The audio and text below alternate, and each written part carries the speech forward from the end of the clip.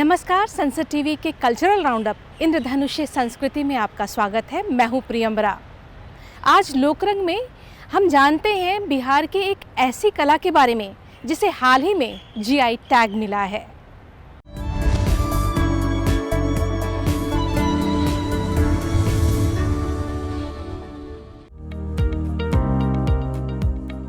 भारत के समृद्ध कला विरासत को प्रोत्साहित करते हुए लोकप्रिय मधुबनी चित्रकला को जीआई टैग प्रदान किया गया है। बिहार के मिथिलांचल क्षेत्र में प्रचलित मधुबनी लोक चित्रकला को मैथिली चित्रकला के नाम से भी जाना जाता है। कहते हैं इस चित्रकला का प्रचलन रामायण काल से हुआ। मिथिला के राजा जनक ने अपनी पुत्री सीता के विवाह के अवसर पर स्थानीय महिलाओं द्वारा संपूर्ण मिथिला क्षेत्र में मधुबनी चित्र बनवाए थे। मधुबनी चित्रों को शुभ माना जाता है। इस कला में रेखा और रंग दोनों की ही प्रधानता होती है। आमतौर पर इन चित्रों को बनाने के लिए प्राकृतिक तरीके से बनाए गए चटक रंगों, बांस की कूची या कपास के टुकड़ों का इस्तेमाल किया जाता है।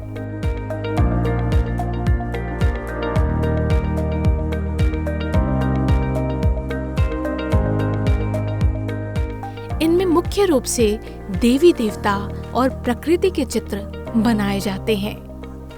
महिलाएं पहले इन चित्रों का इस्तेमाल अपने घरों को सजाने के लिए किया करती थीं।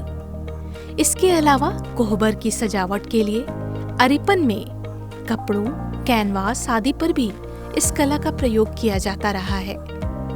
मधुबनी का एक छोटा सा गांव जितवारपुर इस कला का केंद्र था। पीढ़ी दर पीढ़ी यह कला हस्तांतरित हुई। आज इस कला का विस्तार हो चुका है। बैग, मास्क, दीवार, ट्रेन, चादर, साड़ी और अनेक छोटी बड़ी चीजें हैं जिन पर इसकी कलाकारी देखते बनती है। बजट पेश करने के दौरान वित्त मंत्री निर्मला सीतारमण ने मधुबनी चित्रकला से सजी साड़ी पहनकर एक बार पुनः इस कला को चर्चा में ला दी। आज यह कला अंतर्राष्ट्रीय स्तर पर ख्याति प्राप्त कर चुकी है। इसका एक बड़ा बाजार निर्मित हो चुका है। इस कला को जियोग्राफिकल इंडिकेशन यानी जीआई टैग मिलना इसकी लोकप्रियता और अद्वितीय होने की पुष्टि करता है। आइए अब जानते हैं जियोग्राफिकल इंडिकेशन यानी भौगोलिक संकेतक क्या होता है। भौगोलिक संकेतक एक ऐसा नाम या चिन्ह है जिसका उपयोग उन विशेष उत्पादों पर किया जाता है जो किसी विशिष्ट भौगोलिक स्थान या मूल से संबंधित होते हैं। यह एक प्रकार का बौद्धिक संपदा अधिकार है जो किसी उत्पाद को उसके भौगोलिक मूल से जोड़ता है। जीआई टैग यह सुनिश्चित करता है कि केवल अधिकृत उपयोगकर्ताओं या भौगोलिक क्षेत्र में रहने वाले लोगों को ही लोकप्रिय उत्पाद के नाम का उपयोग करने की अनुमति हो। यह टैग उत्पाद को दूसरों द्वारा नकल या अनुकरण किए जाने से भी बचाता है। जीआई टैग किसी उत्पाद के अनधिकृत उपयोग के खिलाफ कानूनी सुरक्षा प्रदान करता है और स्थानीय उत्पादकों को आर्थिक रूप से सशक्त बनाता है, रोजगार के अवसर पैदा करता है।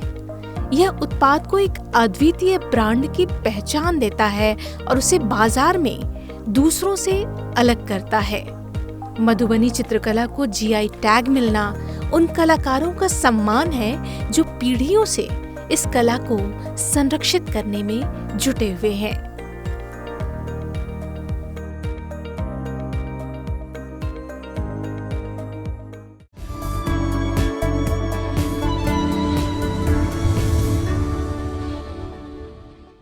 इस साल यूनेस्को के memory of the world register में भारत की 2 पांडुलिपियों को सूचीबद्ध किया गया है। आज विरासत में आइए देखते हैं इसी पर आधारित एक रिपोर्ट। –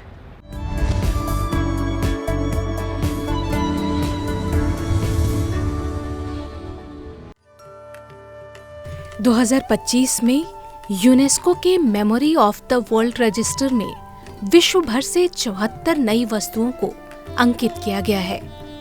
इनमें भारत की सांस्कृतिक और दार्शनिक विरासत, भरत मुनि का नाट्यशास्त्र और भगवत गीता शामिल है। यह संपूर्ण भारत के लिए गर्व का अवसर है, अपने इतिहास और विरासत को जानने और समझने का अवसर है। भरत मुनि के नाट्यशास्त्र की पांडुलिपि भारतीय प्रदर्शन कला का एक मौलिक ग्रंथ है। इस नाट्यशास्त्र में कला के सभी आयामों के बारे में विस्तार पूर्वक बताया गया है। भंडारकर ओरिएंटल रिसर्च इंस्टीट्यूट में संरक्षित और ईसा पूर्व दूसरी शताब्दी के आसपास संहिताबद्ध भरत मुनि के नाट्यशास्त्र को 5वां वेद माना गया है, जिसे गंधर्व वेद या नाट्य वेद की संज्ञा दी गई है।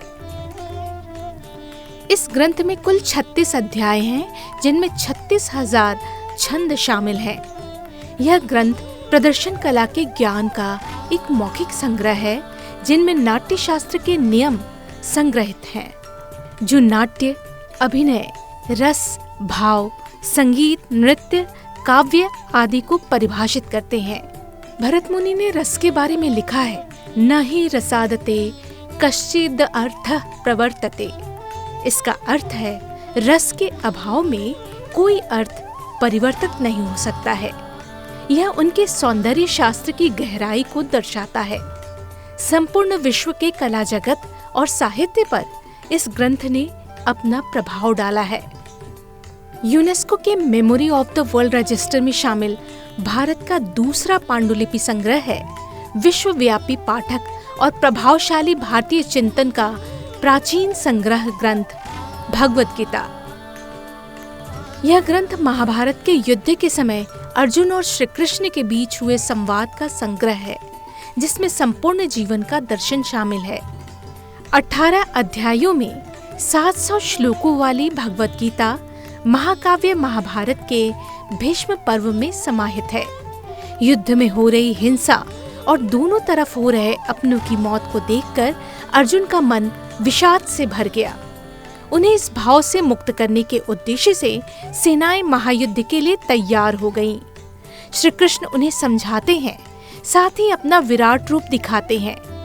भगवद गीता निरंतर संचयी प्राचीन बौद्धिक भारतीय परंपरा का एक महत्वपूर्ण ग्रंथ है। अपनी दार्शनिक व्यापकता और गहराई के कारण भगवद गीता को सदियों से दुनिया भर में पढ़ा जाता रहा है और इसका कई भाषाओं में अनुवाद किया गया है। यह इस देश के नागरिकों के लिए गर्व का विषय है कि दोनों ऐतिहासिक और महत्वपूर्ण पांडुलिपियों को संरक्षित किया गया है। उन्हें यूनेस्को के memory of the world register में सूचीबद्ध किया गया है। इसके साथ ही अब हमारे देश के 14 अभिलेख इस अंतर्राष्ट्रीय रजिस्टर में शामिल हो गए हैं। Memory of the world register UNESCO की तरफ से शुरू किया गया एक प्रोग्राम है, जिसका मकसद विश्व भर के महत्वपूर्ण दस्तावेजी विरासत को संरक्षित करना है। इसके साथ ही इसे आसानी से लोगों तक पहुंचाना होता है। इस कार्यक्रम की शुरुआत 1992 में हुई थी।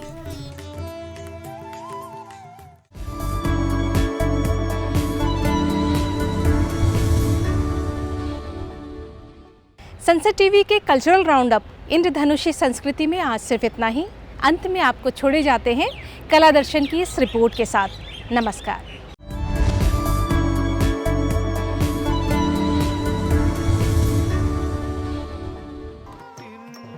संगीत नाटक अकादमी देश के अलग अलग हिस्सों में अपने कार्यक्रम प्रतिज्ञा के जरिए प्रदर्शन कला के दिग्गजों के साथ संवाद का अवसर प्रदान करती है।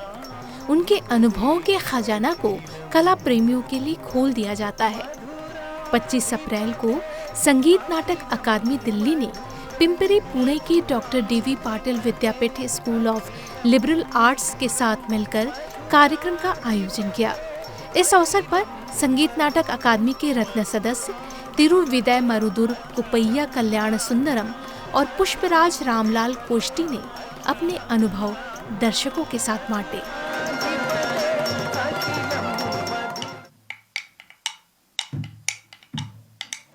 The first step that you are taught to test your one, two, tom dit tay, tom dit tay, ta ta ta ta ta tom ta ta कुत कुट किन्न तुंग टक तोम तुंग तंगुक तंगुक तंगुक दीम तों कुत किट किन्न तुंग टक तोम तुंग तंगुक तंगुक तंगुक दीम तों। तिरुविदय मरुदुर कुपैया कल्याण सुंदरम को भरतनाट्यम के तंजावुर स्कूल की परंपराएं विरासत में मिली हैं। उन्हें कर्नाटक संगीत और मृदंगम में भी महारत हासिल है। अनेक कलाकारों को प्रशिक्षित करने का श्रेय भी तिरुविदय मरुदुर कुपैया कल्याण सुंदरम को जाता है।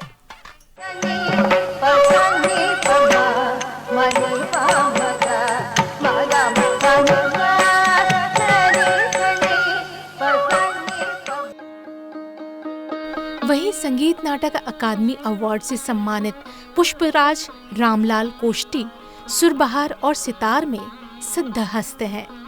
पुष्पराज रामलाल कोष्टी ने सुरबहार की शिक्षा अपने पिता से ली थी। उसके बाद उन्होंने डागर परंपरा से संगीत और ध्रुपद गायन सीखा। संगीत नाटक अकादमी का यह कार्यक्रम शास्त्रीय संगीत, नृत्य और गायन में रुचि रखने वालों के लिए काफी महत्वपूर्ण है।